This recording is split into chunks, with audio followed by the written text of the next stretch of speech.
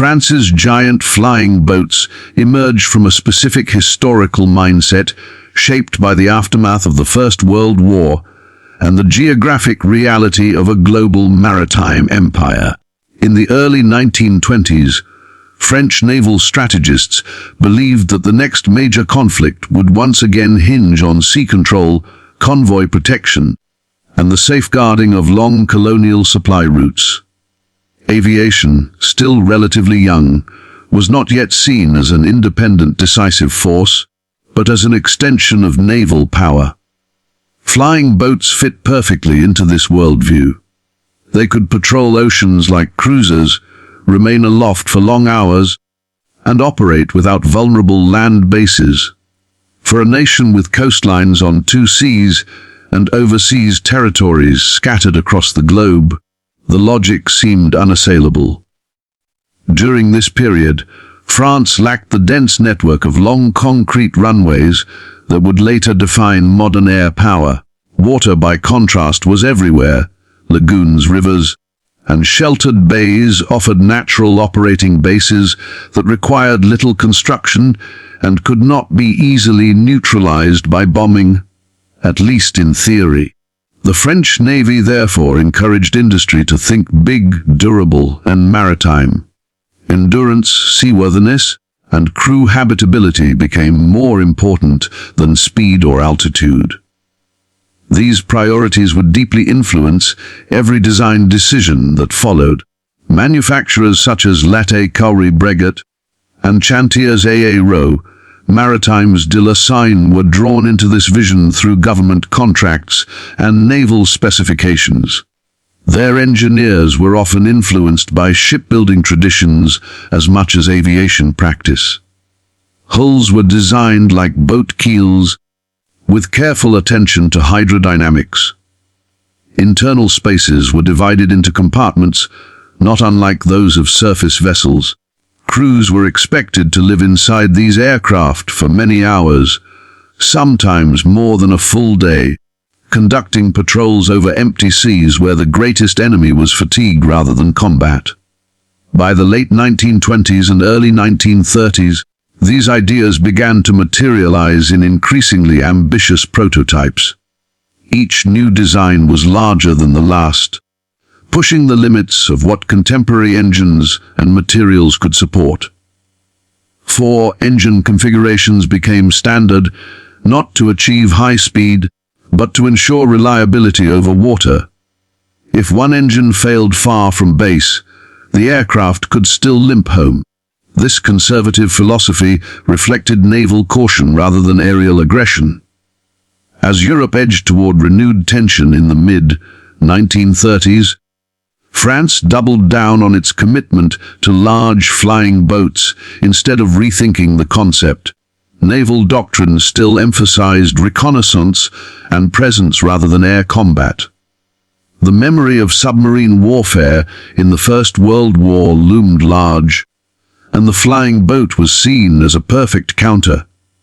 An airborne sentinel capable of spotting enemy vessels across wide ocean spaces. Aircraft such as the Breguet 521 Besart and Latte Cowrie 521 were conceived not as fighters of the sky, but as guardians of maritime approaches. However, while France refined these massive machines, aviation elsewhere was evolving in a different direction. Fighters grew faster and deadlier. Bombers became sleeker and more capable. The emphasis shifted towards speed, climb rate, and offensive power. Yet French flying boat development remained anchored to assumptions that war at sea would be slow, deliberate, and largely uncontested in the air. As a result, design cycles dragged on, production numbers stayed low, and the aircraft that finally entered service were already approaching obsolescence. By the time the first of these giant flying boats became operational in the late 1930s, they represented the culmination of nearly 2 decades of thinking rooted in a bygone era. They were impressive symbols of industrial capability and technical care, but also of institutional inertia. Their sheer scale embodied France's desire to project stability and control across its maritime domains, even as the strategic ground beneath that vision was quietly eroding. When war finally arrived, these origins would define their fate. Built to patrol calm expanses and deter unseen threats, France's giant flying boats were ill-prepared for a conflict dominated by rapid offensives, air superiority and mechanized warfare. Their story begins not with failure, but with a deep and sincere belief in a form of war that no longer existed by the time the engines were ready to fly. They called it a road only out of habit, a narrow ribbon of cracked asphalt slicing through miles of Louisiana swamp, where the trees leaned inward and sunlight rarely touched the ground. Official maps gave it a number, but troopers knew it by reputation alone. If your patrol route took you there after midnight, you drove faster, spoke less, and never stopped unless ordered. Too many officers had vanished along that stretch for coincidence to explain it away. Trooper Marcus Hebert learned about the road his first month on night shift. The warning came quietly, passed from one veteran to another while lockers slammed shut and radios crackled to life. Cars stalled there without explanation. GPS units spun uselessly. Radios picked up whispers instead of dispatch.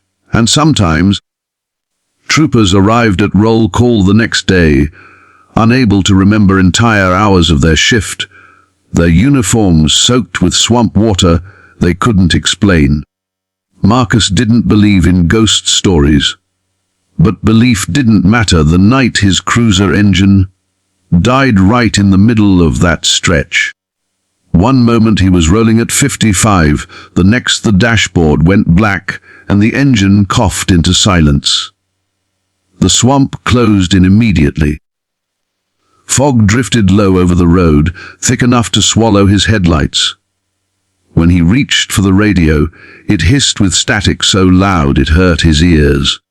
He stepped out of the cruiser, boots crunching softly on gravel. The air smelled of rotten stagnant water, heavy and wet in his lungs. Somewhere nearby, something splashed. Marcus told himself it was an animal, but the sound repeated, slow and deliberate, like footsteps pacing him from the tree line. He shined his flashlight into the swamp and caught movement. Shadows slipping between cypress trunks, always just out of reach. The radio suddenly crackled to life. A voice came through, calm and professional, using an old call sign Marcus recognized from training manuals. The trooper who owned that call sign had died years earlier, swept away during a flood while responding to a crash on this very road. The voice asked Marcus if he needed assistance. When Marcus tried to answer, the radio cut out again, leaving only the sound of insects and his own breathing. Minutes stretched unnaturally long. Marcus felt disoriented, his thoughts slowing, the road behind him seeming farther away than it should have been. He noticed then that the fog wasn't moving like fog should. It curled inward, forming vague shapes that stood where people might stand.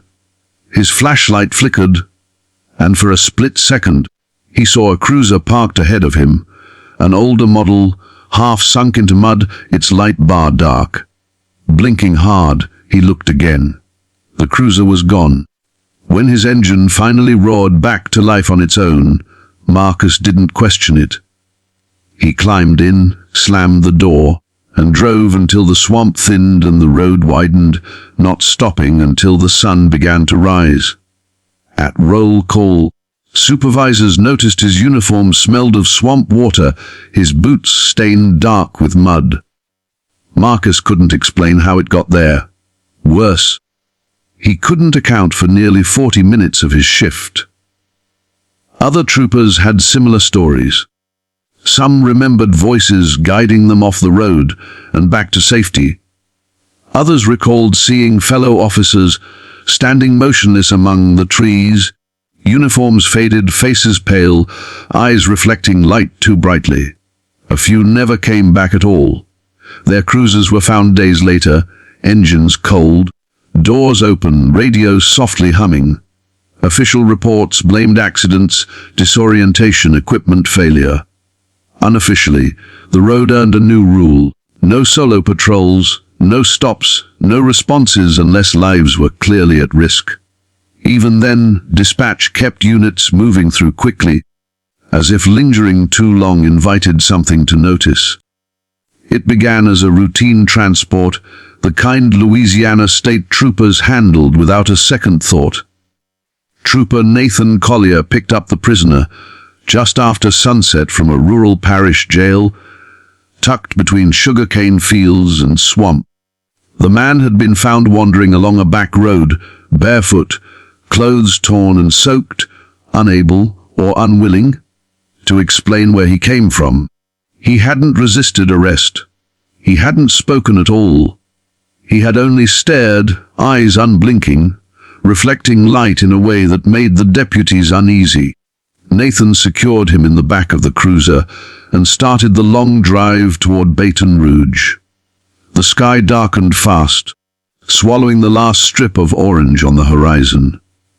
The prisoner sat perfectly still behind the cage, hands resting calmly in his lap. Too calm. Nathan checked the rearview mirror more times than he cared to admit. Every time, the man's eyes were already on him. 10 miles in, Nathan noticed the smell. It wasn't sweat or decay, but something damp and metallic, like rain hitting rusted iron. The radio crackled with static, briefly cutting out dispatch.